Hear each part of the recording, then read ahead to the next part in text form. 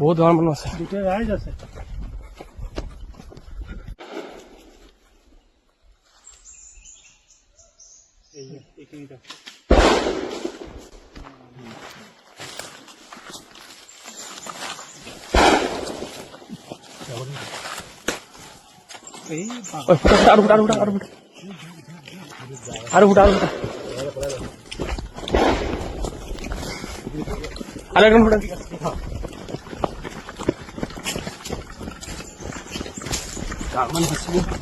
ढेर মানুহ আছে।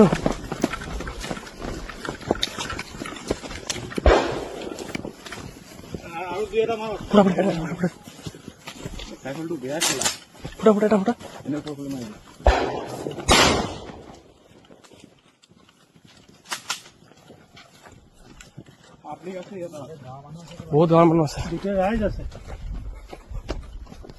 বিহালী বনাঞ্চলত যিটো হৈছে আজি অহৰহ ধাৰাবাহিকভাৱে দিনে নিশাই এয়া জেচিপি চলাই তেওঁলোকে আমাৰ যিটো ভাৰতীয় সেনা বাহিনীৰ যিখন প্লেণ্টেশ্যন আছিলে সেইখনত তেওঁলোকে জেচিপি চলাই এয়া নলা খান্দি তাৰ পাছত তেওঁলোকে এই পাম গছ ৰুইছে, প্লাছ এইফালে তেওঁলোকে মানে ঘৰ সাজিও আছে। গতিকে এনেকৈ অবৈধভাৱে তেওঁলোকে ধাৰাবাহিকভাৱে যদি বিহালী বনাঞ্চলত আমাৰ দিনে দিনে প্ৰৱেশ কৰে তেতিয়াহ'লে আমাৰ বিহালী বনাঞ্চল দেখোন অভয়াৰণ্যৰ নামত একো নাথাকে, অকল নামটোহে থাকিব, মেপতহে থাকিব, কিন্তু মাটি নাথাকে, গছ গছনি নাথাকে, একো নাথাকে। আৰু আমাৰ ইয়াত যিটো দেখা পাইছোঁ, আমাৰ যিটো ফৰেষ্ট ৰেঞ্জ DFO তেওঁলোকৰ কোনো ইয়াত ভূমিকা মই দেখি পোৱা নাই। আৰু তেওঁলোকে মনে মনেকে 4 লাইন নেশ্যনেল হাইৱেত অভয়াৰণ্য বুলি পেলাই তেওঁলোকে লিখি থৈছে চাইনবোৰ্ড, আৰু AC ৰুমত আৰামছে বহি দৰমহা লৈ আছে।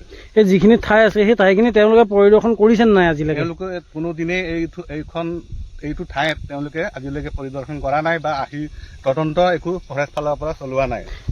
ঠাইটো হৈ গ'ল আমাৰ এনে বিহালী নদীৰ কিনাৰত বুলি কয়, এইটো চাউলধোৱাৰ ৰাজগড় এৰিয়া হয়। এইটো পূৰ্বতো আমাৰ এইটো জেগাত প্ৰায় 15জনকে আমাৰ অসমীয়াক তেওঁলোকে অৰুণাচলীয়ে গুলীয়াই হত্যা কৰিছিলে।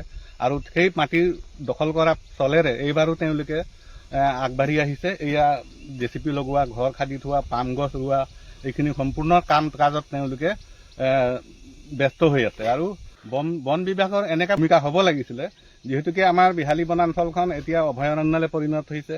আৰু এই অভয়াৰণ্যৰ পৰিণতিৰ ফলত মানে তেওঁলোকৰ ভূমিকা হ'ব লাগিছিলে যে কটকটীয়া ইয়াত নিৰাপত্তা দি পেলাই জংঘলখনৰ মানে ৰক্ষণাবেক্ষণ দিব লাগিছিলে, কোনো গছ গছনি নকটাকে বা তেওঁলোকে কোনো জেচিপি কোনোবাই লগাব নোৱাৰাকে তেনেধৰণৰ তেওঁলোকে ভূমিকা ল'ব লাগিছিলে।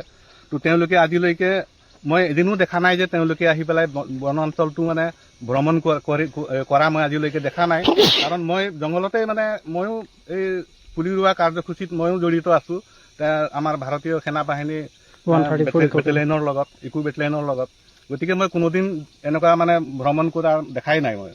আৰু আমাৰ অসম চৰকাৰকো মই জনাব বিচাৰোঁ যে এই বন বিষয়া যিজন আমাৰ মন্ত্ৰী আছে, তেওঁ অকল AC ৰুমত বহি পেলাই অকল এই বন বিষয়াৰ যিটো নীতি নিয়ম সেইটো AC ৰুমৰ পৰা তেওঁলোকে ব্যৱহাৰ কৰি ফুৰিছে, কিন্তু ফিল্ডত কোনোদিন আহি চোৱা নাই বা তেনেকুৱা ইনকুৱাৰী পঠাই চোৱা নাই।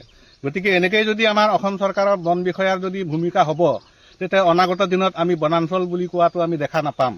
গতিকে এইটো আমাৰ এটা সপোনহে ৰৈ থাকিব আৰু আমাৰ চকুৰ আগত সম্পূৰ্ণ হেৰাই থাকিব। আমাৰ জীৱ জন্তুৰ পৰা ধৰি গছ গছনি, মাটি গোটেইখিনি বহিৰাজ্যই কাঢ়ি নিব এদিন।